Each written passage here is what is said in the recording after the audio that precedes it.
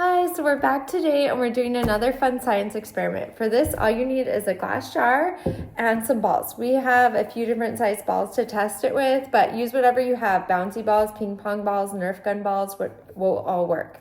So first I'm going to ask you guys, can you pick up one of these balls with the jar? Me? Yeah. Okay, let's see. Why? Not drop it in, but pick it up with the jar. Oh, that just knocked it on the floor.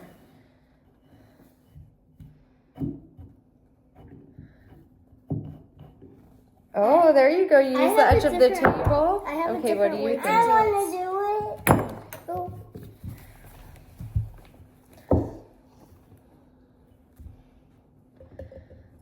it. Okay. That dropped it in. That worked. Good job. Okay, now let's have one more turn and see what you come up with. Oh, it didn't work.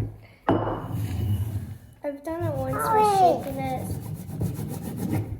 Yeah, you have the idea. So that's exactly what we're going to be doing. We're going to use... Okay, so we found the Nerf golf ball has been working best for us. So you hold the sides. I can see it moving inside the jar. So now I lift it up. Whoops. You have to scoop it up. Ta-da! Ta-da! Hey, what's this?